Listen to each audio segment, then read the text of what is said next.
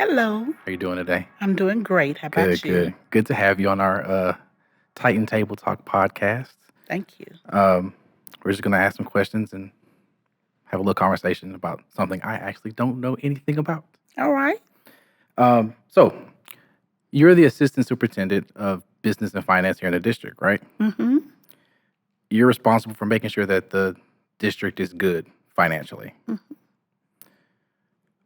What have been some challenges that the district's faced related to budgetary constraints due to the state's funding issues? There's quite a few. One of the biggest challenges we have is on legislative changes. And every time there's a session, we have to really figure out how that impacted the district. When the legislators may decide that they want something implemented, and we call it unfunded mandates, they decide, well, we want to put seatbelts on all the buses, but they don't fund it. They tell us we're required to do it, but then there's no funding to take care of it. There's all types of unfunded mandates with every session. I haven't looked at the session this time to see what's unfunded, but I can tell you from previous experience that there's always something that's not funded. That's one issue. Other legislative changes that negatively impact us is when the legislators decide that they're going to implement something and they're doing it for the whole state, but individual states, individual campuses, and districts are negatively impacted. For example, House Bill 3 was implemented. We were required to give salary increases to all the teachers, and there are quite a few other House Bill 3 implementation things that we must do.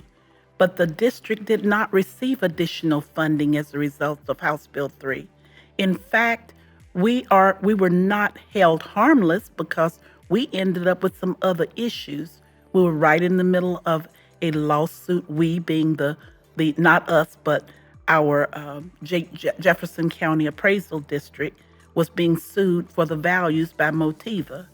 It resulted in the district having to eat dollars that we may have been able to get some back from TEA, but because House Bill 3 made changes on what was used to determine the revenues that we would be receiving, we lost over $4 million. There are other things that the taxpayers really do not understand and don't know when they assume, especially the major taxpayers, they assume when they end up saying that their values are too low, too high, and they go in and protest the values like Motiva, there's an assumption that the district will be held harmless because the state is going to make up the difference. And that is not the case at all. We lost over $40 million with one refinery. We lost another quite a few million, several million, 24 million with another refinery. Then there's no dollars that we're receiving to make up any difference of what we lost for debt services, which is to pay for the beautiful facilities that the taxpayers allowed us to build, and we are needing to repay our debt. Well, when the taxpayers go in and say they're not going to pay, they want to lower their values and they win their lawsuit, then the district is the ultimate loser in that case. What else keeps us up? State funding is not always given to us at the beginning. It's never given to us at the beginning. There is a payment ledger that says at the beginning of the school year, we're going to give you so much of the dollars that you need. Now, keep in mind, we're paying everyone every month, so it's a major cash flow issue. Not until after the fiscal year is up will we receive the funds for the current fiscal year. We'll receive it somewhere in the September, October timeframe for dollars that the district is incurring the expenses right now. So there are major problems with state funding. Those are the things that kind of keep you up at night to figure out how you're going to manage cash flow, unfunded mandates, and other things that the state is mandating that you do, and you have no recourse but to do it, whether you got the funds or not. Yeah, I can understand how that could be, just. But speaking of funding, though, the district is about to, or is set to receive $27 million in ESSER 3 funding.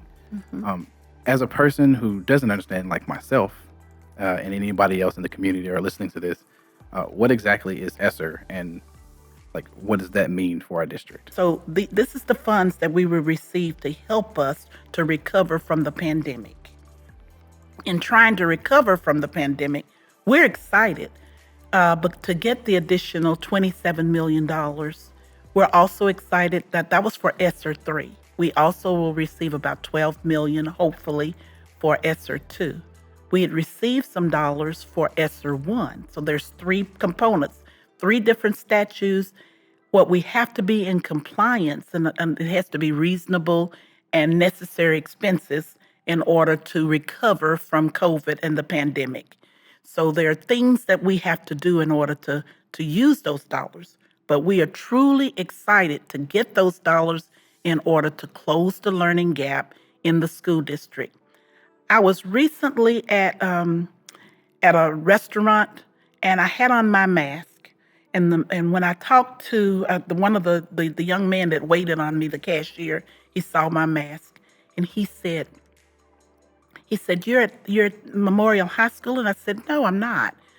And so I just started to ask him. I said, no, I'm at the administration building. Why? He said, oh, I used to be at Memorial. I said, you're going back? I said, you'll be back in August, right? He said, no, I don't know if I'm going to come back. I said, what grade are you in? He said, I was in the 10th. But he said he was having problems with he got the computer that the district provided, but he was having problems getting on the internet. So one of the things we're looking at is how can we improve and do things to help, such as broadband, increasing the broadband access so that we can help with things like that. Okay. Okay. As a part of the plan, it's required that you receive feedback from the stakeholders. This has already been done with the leadership team, but there are still some stakeholders that need to hear back from. Can you tell us what the district is doing to reach them and what you plan to do with that feedback? What are some suggestions that have been given? Excellent question. So what we're doing is we're trying every type of social media to reach the public. We've completed a survey and sent to the public and say, give us your feedback. Tell us exactly how you would spend the dollars. That's basically what we did with our leadership team. Is said, if you were given a pool of dollars, tell us how you feel the best use of those dollars to two things: close the learning gap, and the other big thing is improve air quality. So we're asking the public the same thing, and we're using all the tools we can, emails with our employees, emails or any type of way that we can communicate.